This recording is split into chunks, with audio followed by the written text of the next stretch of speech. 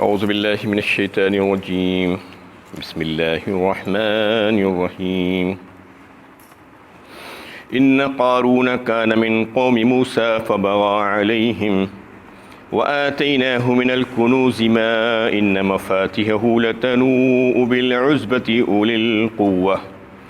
إذ قال له قومه لا تفرح إن الله لا يحب الفرحين۔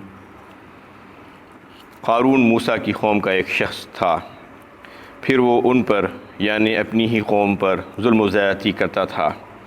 اور ہم نے اسے ایسا خزانہ بخشا تھا جس کی چابیاں ایک طاقتور جماعت کو تھکا دیتی تھی۔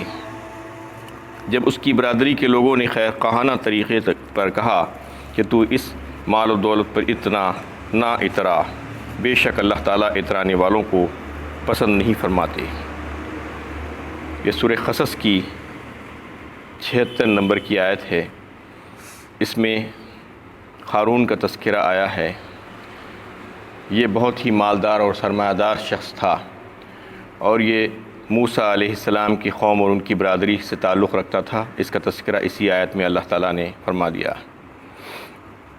کانا من قوم موسیٰ کہہ کر۔ اور روایتوں میں آتا ہے کہ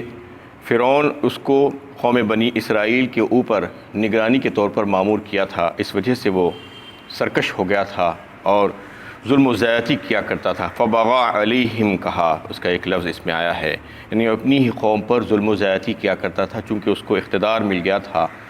اور ان کے اوپر، اس لیے وہ ظلم و زیادتی کرتا تھا۔ وَآتَيْنَاهُ مِنَ الْكُنُوزِ مَا إِنَّ مَفَاتِحَهُ، اب اللہ تعالیٰ فرماتے ہیں کہ ہم نے اس کو ایسا خزانہ بخشا تھا۔ کنوز کنز کی جمع ہے، اور کنز جو ہے سورہ توبہ میں بھی آیا ہے، والذین یکنزون الذہب والفضہ ولا ينفقون فی سبیل اللہ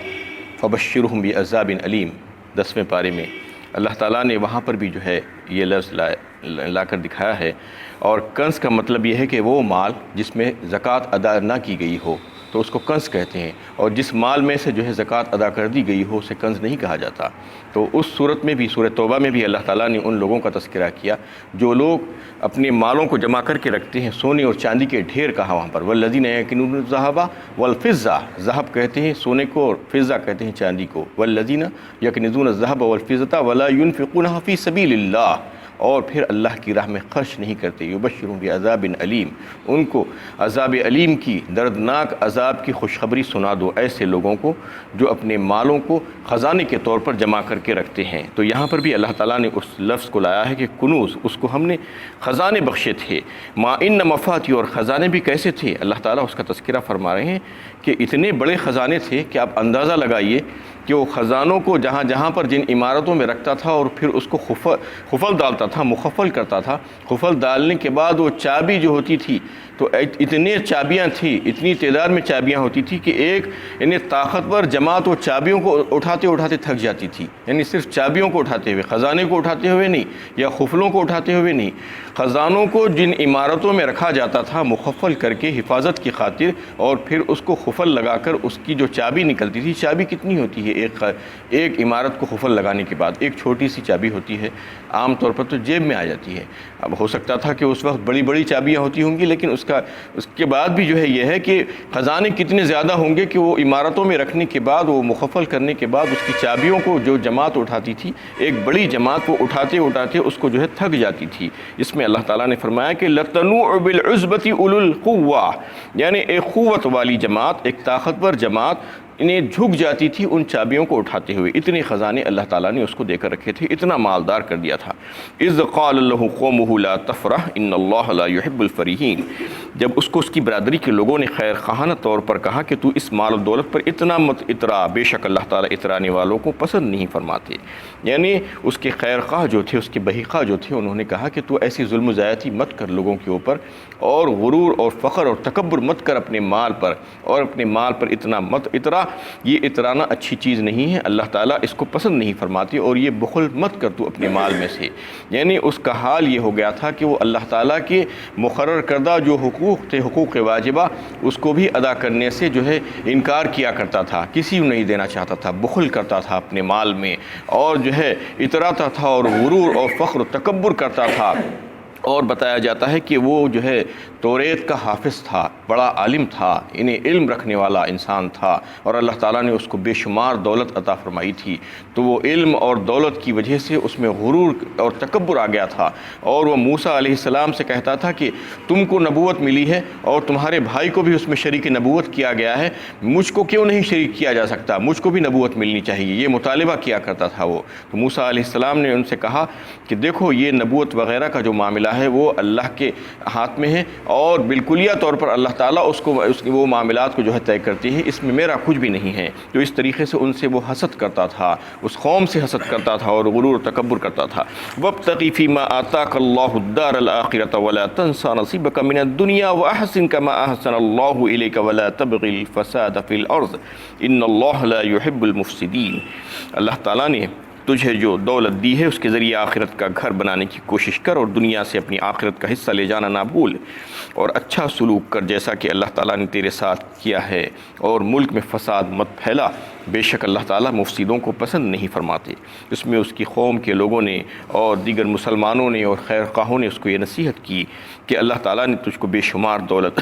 دی ہے، اس کا جو ہے صحیح مصرف کر، اور اس کا صحیح مصرف یہ ہے کہ آخرت والی جو زندگی ہے آگے آنے والی، اس زندگی کے تعلق سے فکر مند ہو، اور اس کو بہتر بنانے کے تعلق سے فکر کر، اور اللہ کی راہ میں اس مال کو خرچ کر، اور پھر دنیا میں بھی تیرا جو حصہ ہے اس کو نہ بھول۔ یعنی دنیا کی بھی انسان کی جو ضرورتیں ہیں وہ ضرورتوں کو پورا کر، خود اپنے نفس کی ضرورت ہے، اپنے اہل و عیال کی ضرورت ہے، نکاح کرتا ہے، بیوی بچے ہوتے ہیں، اس کے رشتہ دار ہوتے ہیں، اور اقربا ہوتے ہیں، پڑوسی ہوتے ہیں، اور دیگر جو حقدار ہوتے ہیں ان کا حق اور ان کا حصہ ان کو جو ہے دے دے۔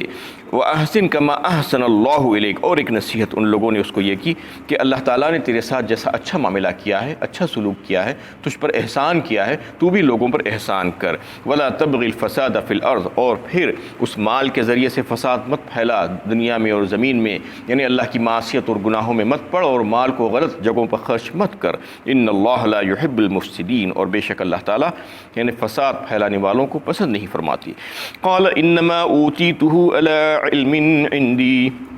أَوَلَمْ يَعْلَمْ أَنَّ اللَّهَ قَدْ أَهْلَكَ مِنْ قَبْلِهِ مِنَ الْقُرُونِ مَنْ هُوَ أَشَدُّ مِنْهُ قُوَّةً وَأَكْثَرُ جَمْعًا وَلَا يُسْأَلُ عَنْ ذُنُوبِهِمُ الْمُجْرِمُونَ۔ قارون نے یہ سن کر کہا،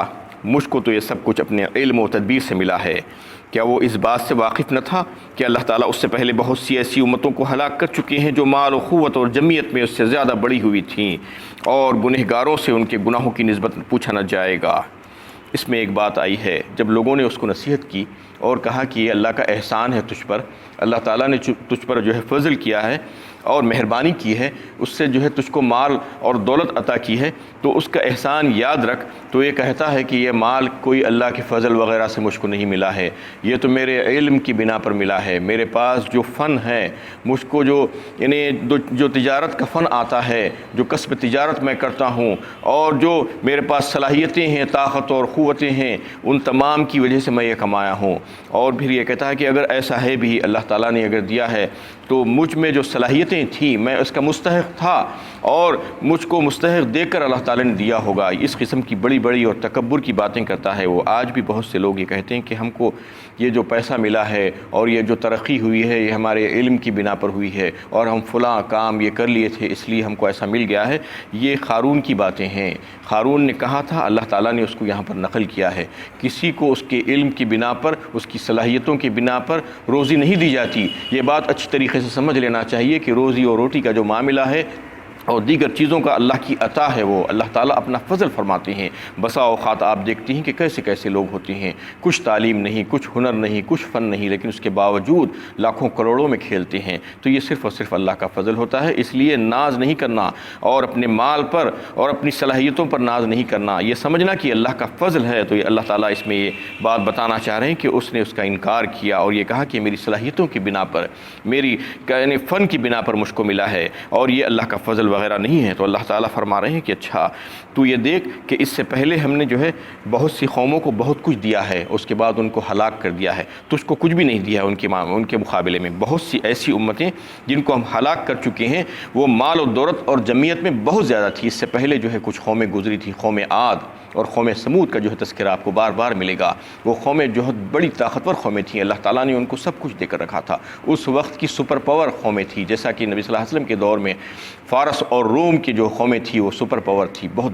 بڑی طاقت تھی وہ لوگوں کی۔ اور آج دنیا میں آپ دیکھتے ہیں کہ امریکہ، روس اور برطانیہ اور یورپ کے جو ہے دوسری قومیں ہیں، اپنے آپ کو جو ہے بہت بڑی طاقت تصور کرتی ہیں۔ اس طریقے سے اس وقت بھی جو ہے قوم عاد اور قوم سمود کو اللہ تعالیٰ نے بہت کچھ دیا تھا، لیکن انہوں نے سرکشی کی، نبیوں کی تکذیب کی، تو اللہ تعالیٰ نے ان کو صفحہ ہستی سے مٹا ڈالا۔ اللہ تعالیٰ یہ بتا رہے ہیں کہ دیکھ تجھ کو جو ملا ہے اس سے بہت زیادہ ہم نے ان کو دیا تھا۔ وہ قوم کو بڑی طاقتور بنایا تھا، بڑی یعنی قوی جسے والے بنایا تھا۔ قوم عاد کا جو تذکرہ ملتا ہے وہ تو بڑی جو ہے بلند ترین قوم تھی، اور ایسی قوم کو اللہ تعالیٰ نے دنیا میں کبھی بھی نہیں پیدا کیا تھا جیسی قوم عاد تھی۔ قوم سمود تھی، وہ پتھروں کو کاٹتے تھے، اس میں محل بناتے تھے، اور بہت سی صلاحیتیں اللہ تعالیٰ نے ان کو عطا فرمائی تھی۔ تو اس میں یہی بات کا تذکرہ ہے کہ بہت سی دوسری قومیں اس سے پہلے گزر چکی ہیں جو تجھ سے بہت زیادہ مال اور دولت اور قوت اور جمعیت میں تھی۔ ولا يسأل عن ذنوبهم المجرمون، اور پھر اللہ تعالیٰ فرماتے ہیں کہ جس کے گناہ بہت زیادہ ہو جاتے ہیں، گناہ پہ گناہ کرتے جاتا ہے،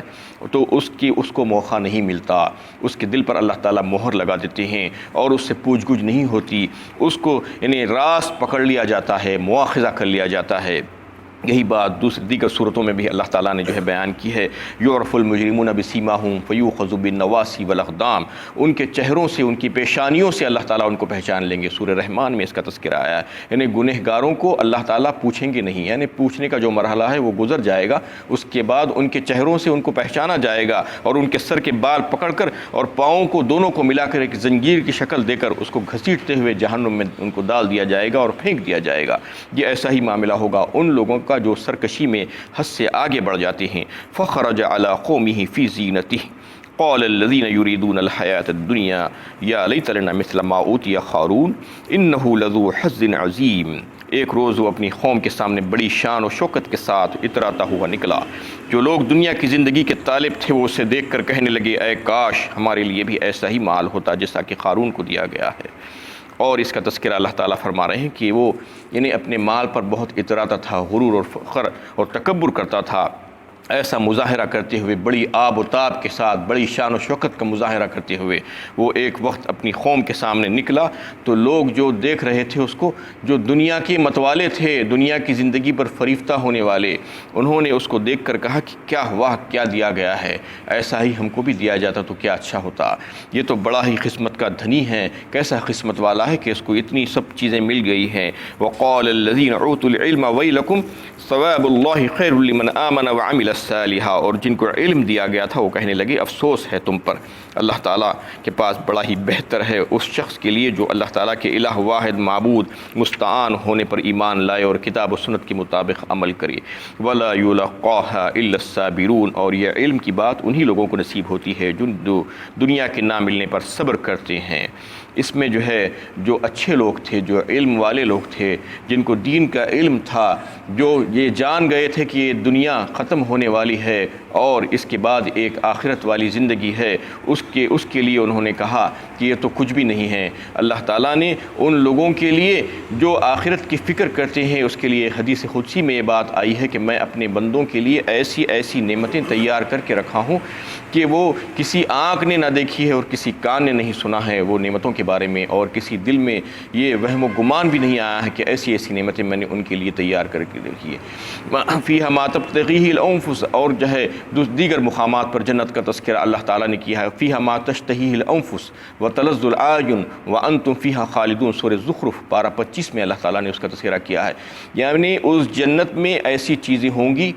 جو تمہارا جی چاہے گا، یعنی تم جو کچھ بھی چاہو گے وہ سب کچھ وہاں پر تمہیں جو ہے حاصل ہوگا، مہیا ہوگا، اویلیبل ہوگا، اور پھر تمہاری آنکھوں کی لذت، تم جس چیز کو دیکھنا پسند کرو گے، جو کلام تم سننا پسند کرو گے، وہ تمام چیزیں تمہارے لیے وہاں پر موجود ہوگی، تم جو کچھ بھی مانگو گے تمہیں وہ مل جائے گا۔ وَأَنْتُمْ فِيهَا خَالِدُونَ، اور پھر تم وہاں سے نکالے نہیں جاؤ گے بلکہ ہمیشہ ہمیشہ اس میں رہو گے۔ اس طریقے سے اللہ تعالیٰ نے جو ہے ان نعمتوں کا تذکرہ کیا ہے، اور یہ قارون کا تذکرہ بھی اس لیے کیا گیا تھا کہ اس سے پہلے بھی آیت آئی تھی کہ دنیا کی جو زندگی ہے وہ جو ہے تمہیں چند روزہ زندگی ہے، اس کے لیے وہ زندگی گزارنے کے لیے تمہیں اللہ تعالیٰ نے کچھ انہیں ضروریات کا سامان دنیا میں دیا ہے، وہ ضروریات کے سامان کو دیکھ کر اس پر فریفتہ نہیں ہونا اور اس کی محبت میں اتنا زیادہ کھو نہیں جانا کہ تمہاری آگے آنے والی جو زندگی ہے، آخرت والی جو زندگی ہے وہ خیر ہے اور ابقا ہے کہا اس میں، اور یہ جو زندگی ہے زینتہا کہا ان کو، اور یہ زینت ہے، یہ زیب و زینت ہے اور رونق ہے صرف، اور یہ ختم ہو جانے والی ہے۔ یہاں کی زندگی کے چند روزہ سامان ہے، اس کے پیچھے نہیں پڑ جانا زیادہ، اور آخرت والی زندگی کو تباہ نہیں کر لینا، کیونکہ وہاں کی زندگی بہت بہترین ہے، خیر ہے اور ہمیشگی ہے اس میں، تو اس کی فکر کرنا، اور اس میں جو ہے بہت سے نصیحت کے اور عبرت کے پہلو ہے، انشاءاللہ اس پہ کل بات ہوگی۔ وآخر دعوانا ان الحمد للہ رب العالمین۔